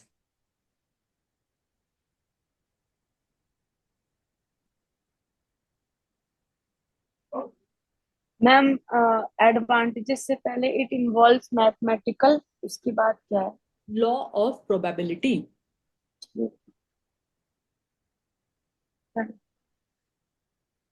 Done, everyone completed. Yes ma'am. Third point, it may provide better description of large. Mass of data then a complete examination. मतलब wherever, like अभी for example in my whole class I was giving you an example of sales transactions जिसमें how many invoices were raised, 1 lakh invoices were raised. Now Niray, imagine how many transactions of sales Amazon would be booking on a daily basis. Amazon as a company, online shopping company. Maybe more than thousands and like that must be on a daily basis. They must be doing crores of transaction. I'm telling this to you. See, India में ही हम ऐसे कितना transaction book करते होंगे, right? Indian कितना population है, and every गांव like you no in every district village they deliver the Amazon products. So now think from the world point of view, how many transactions Amazon as a company would be booking? So in It that may be, case, is it even possible for you to examine such a whole population? No, it doesn't make sense, right? So that is why we will use the statistical sampling, and it will be a better description of large mass of data. okay. Thank you. Done, everyone? One sec, ma'am, last point. Okay.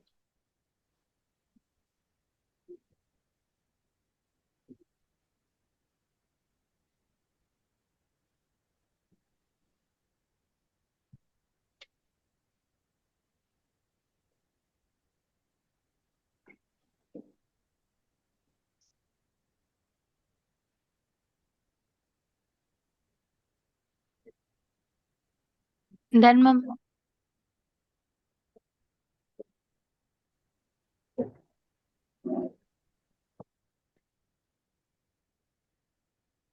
Just give me a moment. Huh?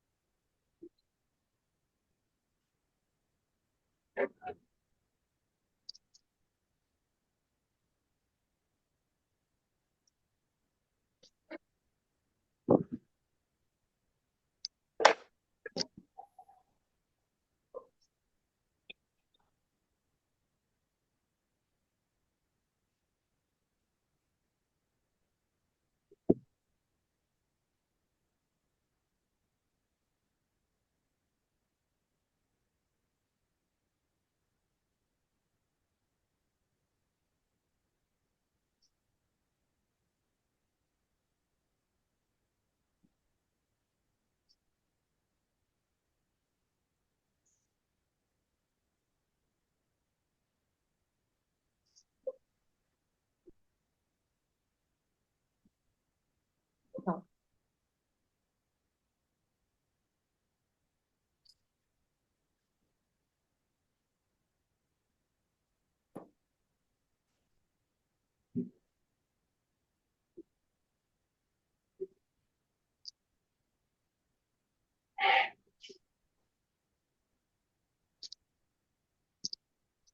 Come to question number 46, guys. Vivek, will you read this question, please?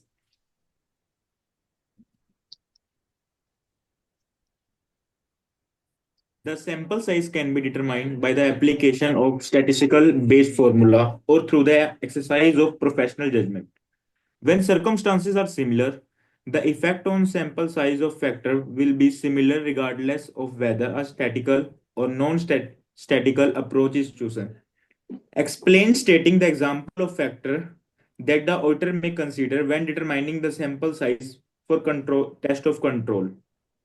What they are saying is कि sample size can be determined by the application of a statistically based formula और through exercise of professional judgement. आप कैसे भी sample निकाल सकते हो, लेकिन definitely there are certain factors. At least ऐसे 5-30 में आपको कुछ फैक्टर्स तो उन्होंने समझाए होंगे जिसके बेसिस पर आप सैंपल निकाल सकते हो फॉर टेस्ट ऑफ कंट्रोल्स. ठीक है, सो ये एक इंपॉर्टेंट क्वेश्चन है. हाँ, क्योंकि अब पता है बच्चे गड़बड़ क्या करते हैं. ये कौन सा पूछा है उन्होंने? Factors for selecting the sample size for test of control. अब आप याद रखना, आपके बुक्स में test of controls and test of details के लिए सेपरेट फैक्टर्स है. काफी सिमिलर है, बट ये दो अलग अलग आंसर है. तो बच्चे पढ़ते नहीं है ये कौन सा किसके बारे में पूछा, टीओसी. वो टीओडी वाला भी इसमें चिपका के आ जाते हैं, आधा टीओसी का आधा टीओडी का, विच यू कांट डू. ठीक है, इसके लिए मैं हाईलाइट कर रही हूँ कि आप भी हाईलाइट करो. ये टेस्ट ऑफ कंट्रोल्स के फैक्टर्स पूछा है.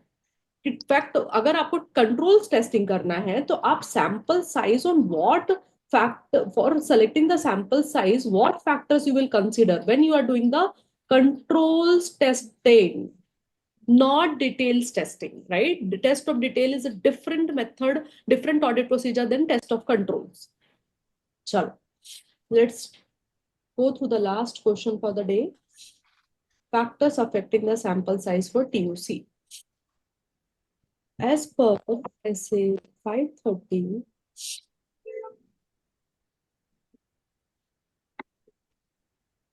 following are the factors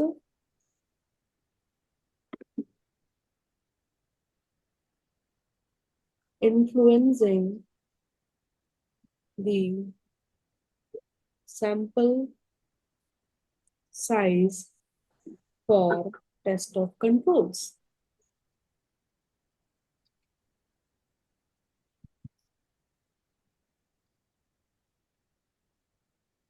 There are 4 such factors. Okay. The first one is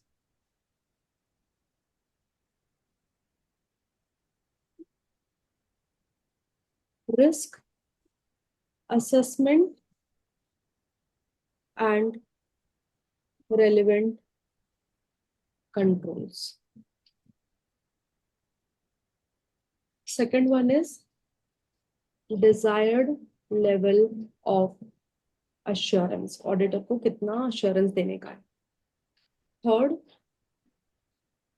tolerable rate of deviation and expected rate of deviation.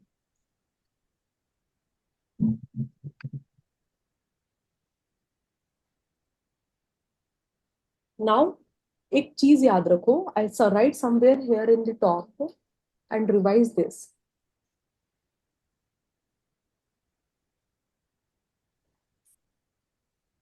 Error or fraud found during TOC is called deviation, and error or fraud found during TOD is called. Any idea क्या बोलते हैं test of details में अगर गड़बड़ मिली तो? Misstatement. Beautiful.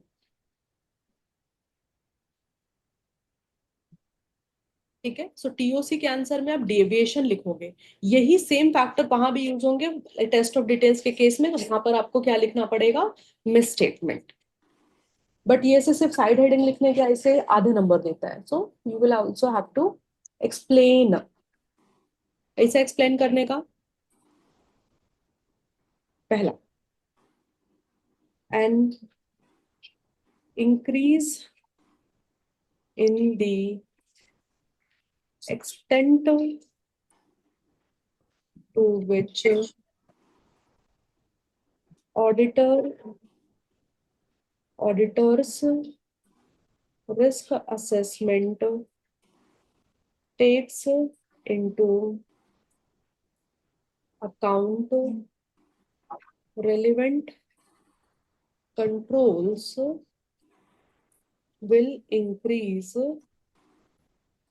the sample size.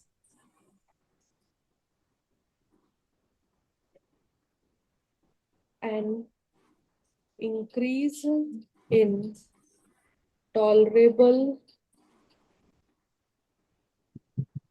rate of deviation will decrease the sample size.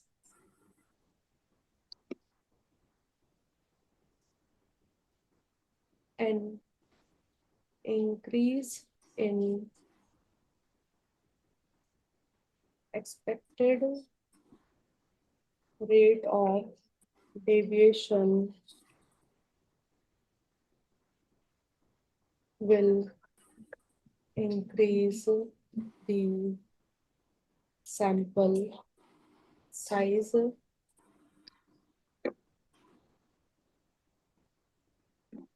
Or an increase in desired level of assurance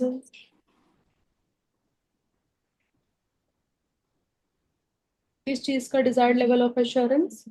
That tolerable deviation will not exceeded by actual deviation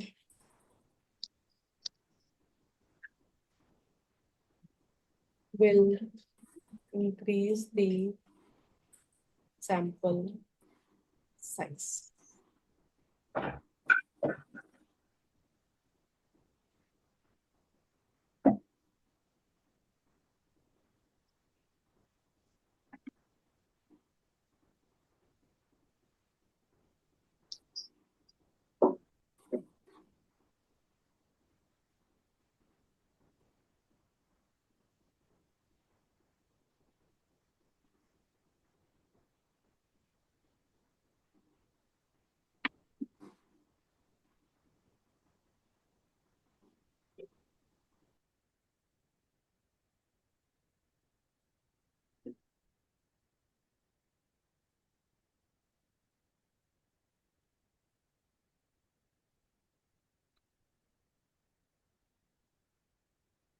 ma'am एक बार third वाला point explain कर दो, Which one? Second and third. नहीं, मैं सारे ही explain कर दूं एक बार, आप लिख लो, वो पूरा ही एक्सप्लेन करना पड़ेगा मुझे, बट आप पहले लिखो, कंप्लीट करो.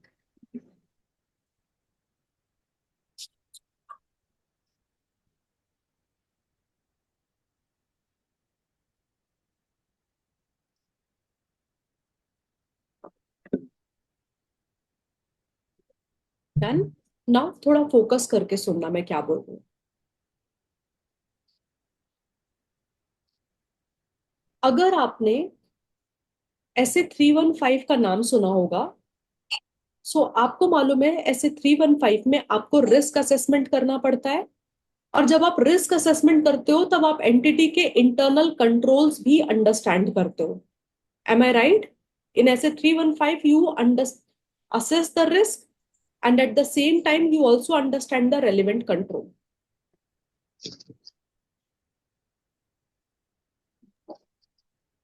अगर आपके रिस्क असेसमेंट में आप कंट्रोल टेस्टिंग ज्यादा करना चाहते हो, रिस्क को आइडेंटिफाई करने के लिए, असेस करने के लिए आपको कंट्रोल टेस्टिंग ज्यादा इन्वॉल्व करना है, तो बॉस आपको अपना सैंपल साइज बढ़ाना पड़ेगा. क्या बोला मैंने? हम ऑलरेडी टेस्ट ऑफ कंट्रोल कर रहे हैं. टेस्ट ऑफ कंट्रोल करने के लिए आपको रेलिवेंट कंट्रोल, रिस्क असेसमेंट में अगर आपको कंट्रोल्स को ज्यादा इंक्लूड करना है, आप बोल रहे हो नहीं नहीं एंटिटी तो बोल रही है उसके कंट्रोल्स बढ़िया है, चलो टेस्ट करते हैं कंट्रोल्स, तो automatically you will have to increase the sample size. अगर आपको लगता है कि नहीं नहीं कंट्रोल्स तो एंटिटी के बज्जर है, हमको तो मालूम ही है, तो क्यों फिर आपको ज्यादा कंट्रोल टेस्टिंग पे भरोसा करना है? मत करो ना. देन आप टेस्ट ऑफ डिटेल कर लो जाके, सैंपल साइज कम कर लो इसके टेस्ट ऑफ कंट्रोल्स के. That is your first point. Second says desired level of assurance. किसका डिजायर चाहिए यहां पर? ऑडिटर का. अगर आपको ऐसा अश्योरेंस देना है कि बॉस जो एक्चुअल डेविएशन है ना, वो मेरे डेविएशन सहने की क्षमता, मतलब टॉलरेबल डेविएशन से ज्यादा नहीं होने चाहिए. ऐसा होता है ना कभी कभी आपका गलतियां सहने की भी, like you know you might just correlate this with your friends. Just sometimes you have like really weird और funny friends. Like, why weird friends? They make a lot of mistakes. They will say anything to you. They will bully you. Sometimes you are that friend only. That you are standing in a group of people, तो आप ही दूसरों को bully करते रहते हो. So when there is a bully in a group, there can be two type of people. One who has zero tolerance for any bullying. तो किसी बंदे ने उसको बुली किया तो वो पलट के जवाब दे देगा, नहीं तो वो उसको मार देगा. Whereas there is another kind of person, अगर उसको बुली किया गया तो he will tolerate कि हाँ ठीक है, ओके भाई, जो तू बोल रहा है वो ठीक है. Do you see this kind of behavior among your friends, guys? जो ही एकदम एकदम Yes, ऐसा ma'am. बोर हो गया ऐसा लग रहा है. You must have seen, right, this two kind of behavior. Sometimes you will see it in your home only. Like one of the sibling is bullying. एक भाई बहन ऐसा होता है जो उसको कितना भी बुली कर लो, हाँ ठीक है, ओके चलो निकलो यहाँ से, जाओ, कोई दिक्कत नहीं. दूसरा होगा जो पलट के एक मतलब तुरंत he will retaliate.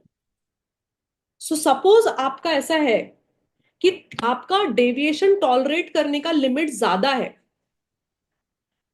But you don't want कि एक्चुअल जो डेविएशन हो, एक्चुअल जो मिसस्टेट लाइक गड़बड़ मिले आपको कंट्रोल्स में, वो टॉलरेंस से ज्यादा हो जाए. So please increase your sample size. In that case आप टेस्टिंग ज्यादा करना पड़ेगा, ज्यादा सैंपल साइज सेलेक्ट करना पड़ेगा. बट अगर सिर्फ सपोज आपका टॉलरेबल रेट ऑफ डेविएशन बहुत ज्यादा है और आप बोल रहे हो कि यार मुझे तो चलता है, 5-10% से कुछ फर्क नहीं पड़ता है, let's tolerate the deviation, then in that case there is no point of you increasing the sample size, rather you will decrease your sample size because your tolerable rate of deviation is high. But अगर आपको ऐसा लग रहा है, tolerable गया तेल लेने, आपका एक्सपेक्टेड रेट ऑफ डेविएशन देखो, यू आर लाइक कि नहीं बॉस, आई फील कि ये कंपनी ने बहुत घोटाले किए हुए हैं, definitely there controls are weak. If your expected rate of deviation increases, it's high, then you will have to test more sample ताकि ये आप प्रूव कर सको कि जो आपका एक्सपेक्टेशन है वही मैच हो रहा है या नहीं हो रहा है. An increase in the expected rate of deviation will increase the sample size. अगर आपको लगता है गड़बड़ है तो आप एविडेंस ऑब्टेन करो ना, और एविडेंस ऑब्टेन करने के लिए you will have to increase the sample size. Now अब एक बार पढ़ करके देखो, डज दिस मेक सेंस? पढ़ो, हाँ, मतलब don't leave the class, please complete this.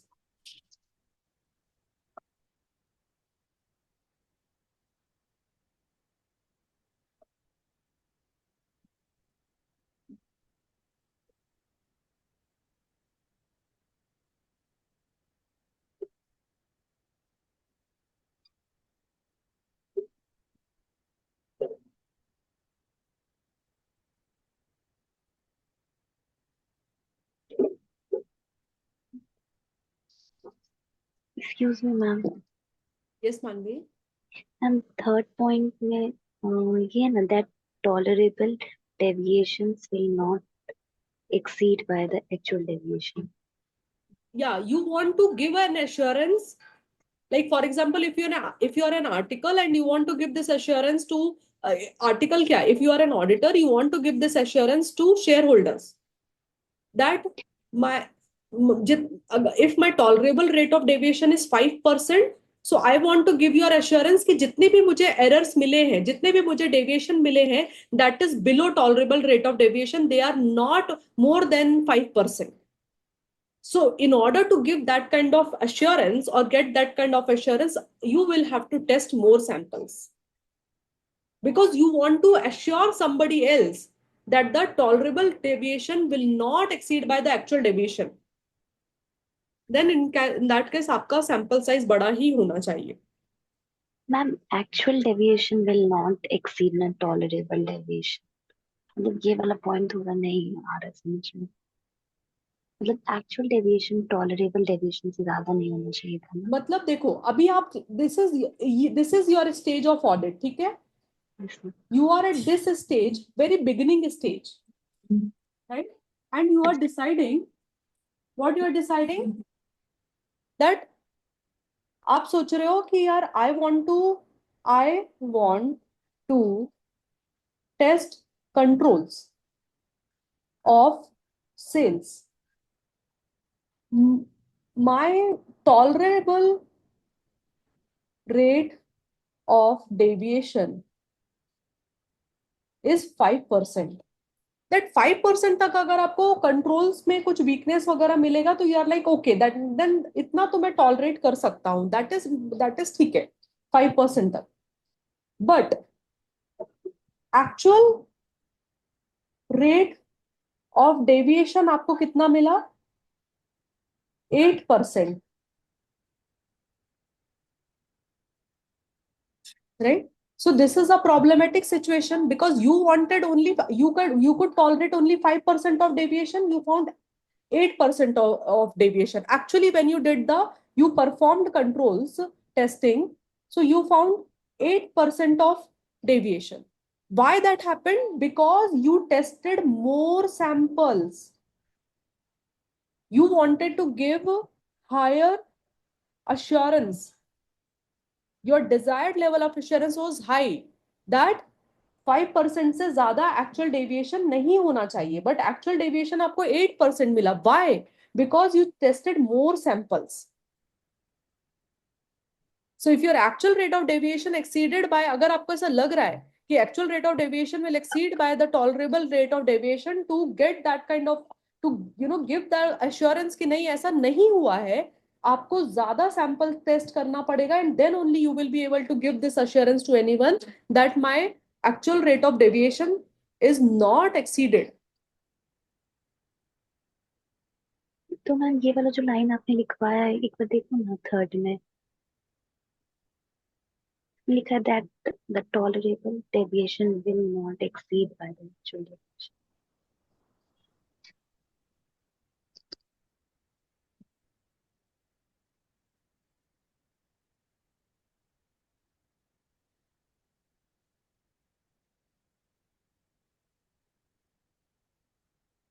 Like this means, see, what was the tolerable rate of deviation? 5%. What is the actual rate of deviation? 8%, right? So you are like, I can't tolerate 8% of deviation, boss. मैं सिर्फ 5% का ही deviation tolerate कर सकता है. So अगर आपको 8% of deviation मिल रहा है, you are like no no no no no, I have to test more samples now. ये एंटिटी ने कुछ तो गड़बड़ किया है. Suppose you initially you tested only 300 samples, right, and you are like boss 300 sample test करने में मुझे 8% मिस स्टेटमेंट मिल रहा है, लाइक डेविएशन मिल रहा है. You are like no no no no no, I have to increase my sample size because my tolerable rate of deviation was only 5%. ये 8% तो बहुत ज्यादा हो गया ना. Now does it make sense?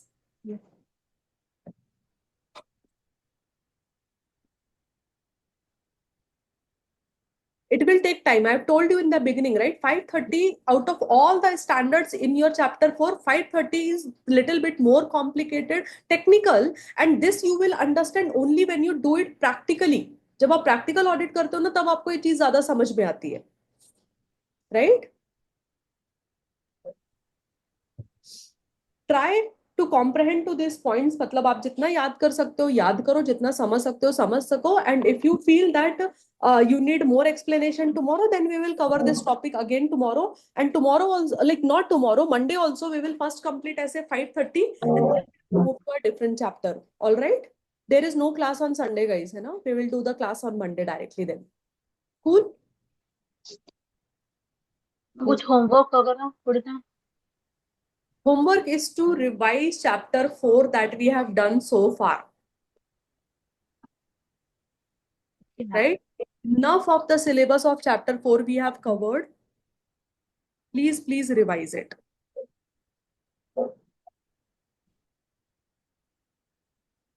Done? Then see you guys on Monday. Have a great weekend tomorrow. Revise. Yes ma'am ma'am एक doubt था वो बोलो. आई वाज सॉल्विंग वो आपका होमवर्क जो था ना वो कल वाला उस वो सॉल्व कर रही थी एंड थोड़े से क्वेश्चंस थे जो मुझे नहीं समझे लाइक प्रॉपर समझे ही नहीं मुझे even after I read it 2-3 times अच्छा, ओके. तो क्या आप मंडे को कर हाँ, एक सकते बार हो Monday, but send it in the group. आपको कौन कौन से क्वेश्चंस नहीं समझे ना, just send the photos of that questions tomorrow. Like I text sorry, I texted you already send it on the group also. एक बार चलेगा? Okay okay okay okay okay okay Ma'am, is there is any test tomorrow? No, there is no test.